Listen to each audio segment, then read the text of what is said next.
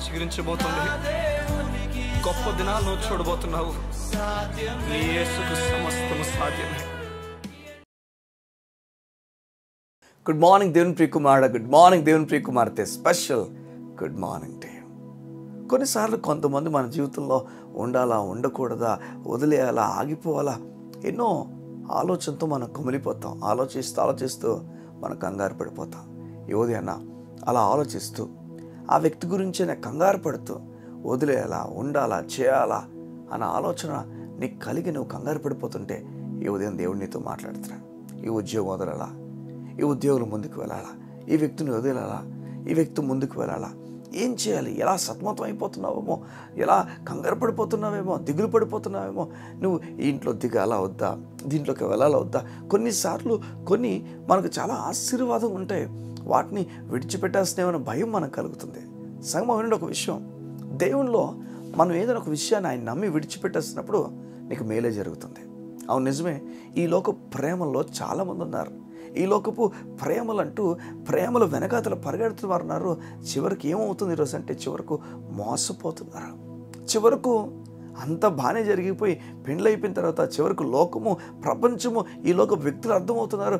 అయ్యో అనవసరంగా పెళ్లి చేసేసుకున్నానే, ఇక్కడితో జీవితం ఆగిపోయినా బాగుననుకున్న వారు చాలామంది ఉన్నారు. ఎన్నెన్నో విషయాలు ఈ లోకం జరుగుతున్నాయి. అయితే ఏదైనా ఒకవేళ ప్రేమ జీవితాన్ని గడుపుతుంటే ప్రేమలో నువ్వు ఉన్న వ్యక్తివేమో, ఈ లోక ప్రేమల్లో పడిన వ్యక్తివేమో, ఓ మాట నేను చెప్తాను విను, దేవుని పైన ఆధారపడు. చూడు, ఒకవేళ నువ్వు వ్యక్తిని ప్రేమిస్తుంటే, ఒకవేళ ఈ వ్యక్తి నాకు ఇష్టమండి, నేను అసలు ఉండలేకపోతుంది, వ్యక్తి లేకపోతానని నీ మనసులో అనిపిస్తుంటే ఓ మాట నేను చెప్తాను చూడు. మొదట ఆ విషయం వెళ్ళి మీ అమ్మగారికి, నాన్నగారికి చెప్పు. అమ్మ, నేను వ్యక్తిని విడిచి ఉండలేకపోతున్నానమ్మా, ఇగో నీకు అప్పగించేస్తున్నాను మాట. నువ్వు మొదట దేవునికి అప్పగించి ఆ తర్వాత నీ తండ్రిని చెప్పి చూడు ఏమవుతుందో. అంతేగాని నువ్వు కంగారు పడి నువ్వు అదే కొనసాగించినప్పుడు, దాన్నే పట్టుకుని వెళ్ళినప్పుడు అది ఎప్పుడు నీకు పెద్ద దెబ్బ కొడుతుందో నువ్వు చెప్పలేవు. నువ్వు ఎప్పుడు మోసపోతావో, ఎప్పుడు అన్యాయం అయిపోతావో నువ్వు ఎప్పుడు చెప్పలేవు. ఒక మాట ఎప్పుడు మనం గుర్తుపెట్టుకోవాలా, నీవు ఒక దాంట్లో ఉన్నావు కనుక ఇప్పుడు నువ్వు త్వరగా వెళ్ళి నీ తల్లిదండ్రులు చెప్పేసే మాట, అమ్మా నేను నాకు ఇలా అనిపించింది చేశాను, ఇప్పటి నుంచి మీ చేతికి వదిలేశాను. మీరు అవునంటే అవును, కాదంటే కాదు, దేవుని చిత్తం నా జీవితంలో జరగాలి అని ఎప్పుడు నువ్వు అనుకోవాలి.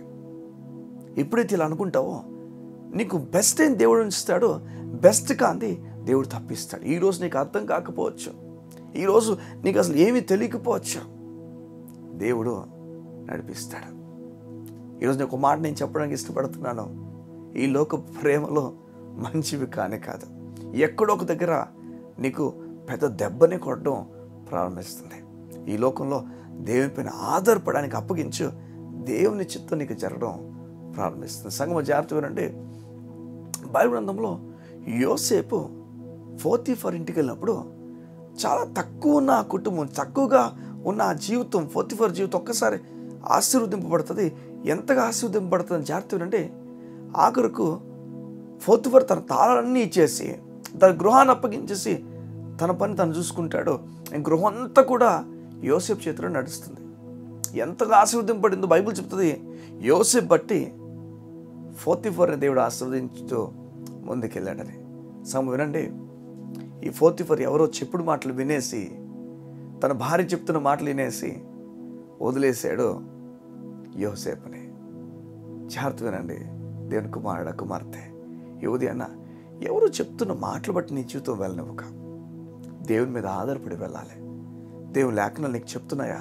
అవును, దేవుని లేఖనాలు ఈ లోక ప్రేమ వైపు వెళ్ళొద్దని చెప్తున్నాయి, విడిచిపెట్టేసే, అది నీకు మేలు. దేవుని లేఖనాలు చెప్తున్నాయి ఈ ఉద్యోగం వద్దు, ఇక్కడ ఇందులోకి రా, అందులో వెళ్ళావు, నీకు సమాధానం దేవుడు ఇస్తాడు. ఎలా ప్రయాణించాలి, నీలో గలిబిలి పుట్టించిన దేవుడు సమాధానం ఇస్తాడు. నీ గలిబిలి పుడుతుందా ఒకసారి నువ్వు పరీక్షించుకో.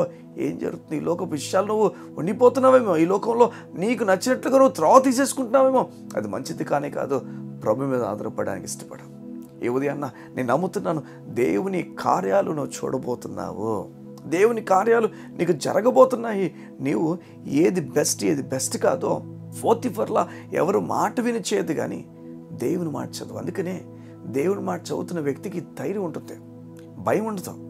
దేవుని మాట చదవలేని వ్యక్తికే నా ఫ్యూచర్ ఏంటి భయం ఉంటుంది. ఈ ఉదయం నీకు ఫ్యూచర్ గురించి భయం ఉందా? దేవుని మాట చదవాలి. నువ్వు దేవుని మాట కదా నీ జీవితాన్ని కాడుతుంది. బ్రదర్, ప్రతిరోజు చదవాలా? నీవు దేవుని మాట ప్రతిరోజు చదువుతున్నప్పుడు నీవు ఒక పుస్తకాన్ని చదివినట్టు అనిపించదు, ఒక మనిషి నీ పక్కన కూర్చొని మాట్లాడినట్టుగా అనిపిస్తుంది. దేవుని మాట శాశ్వతమైన మాట, బలమైన మాట నేను మార్చడం ప్రారంభిస్తుంది. ఈ ఉదయం దేవుని మాట చదువు, దేవుని మాటతో కొంచెంసేపు కూర్చో, నువ్వు పుస్తకాన్ని చదువు, దేవుని చదవడం ప్రారంభిస్తావు. ఈ ఉదయం దేవుని కొరకు నిలబడతావా? గొప్ప కార్యం చూడబోతున్నా. కళ్ళు మూసుకుందాం, ప్రార్థన చేసుకుందాం. మా ప్రియ పరలోకపు తండ్రి, నీకు వందనాలు. నీ బిడ్డల జీవితంలో గొప్ప కార్యాలు జరిగించినందుకు నీకు వందనాలు. ఈ లోకపు విషయాల్లో, ఈ లోక ప్రేమలో నీ బిడ్డలు పడకుండా నీ మీద ఆధారపడి ముందుకెళ్ళినట్లుగా, నీ చిత్తమునకు పూర్తిగా లోబడి ముందుకెళ్ళినట్లుగా నీ బిడ్డలు మార్చండి. ఈ లోకపు ప్రేమలు మంచివి కాదని దేవా నీవు కలుగు చేయి. నీవు ఇచ్చే వ్యక్తి గొప్ప వ్యక్తి అని నీపైన ఆధారపడినట్లుగా నీ బిడ్డలకు అవకాశం ఇవ్వండి, కృపనివ్వండి. నీకు వందనాలు. అది మాత్రం కాదు నా తండ్రి, నీ బిడ్డ నెమ్మది కలిగి వారి జీవితంలో ఎవరో చెప్పుడు మాటలు వినకుండా నీ మీద ఆధారపడి నీ వాక్య ప్రకారంగా నడిచినట్లుగా వారు గుణమివ్వండి, బలం ఇవ్వండి. నీ గొప్ప కార్యమును వారికి, వారి కుటుంబాలకు ప్రకటించు. యేసు నామమున ప్రార్థించుచున్నాను తండ్రి. ఆమేన్, ఆమేన్, ఆమేన్. దేని మీద ఆధారపడు. ఎవరో చెప్పిన మాటలు వినమాక, దేవుడు చెప్తున్న మాటలు విని ముందుకెళ్ళు. దేవుని వాక్యం చదువుతుండగా దేవునికి జ్ఞానం ఇస్తాడు. God bless you. See you tomorrow.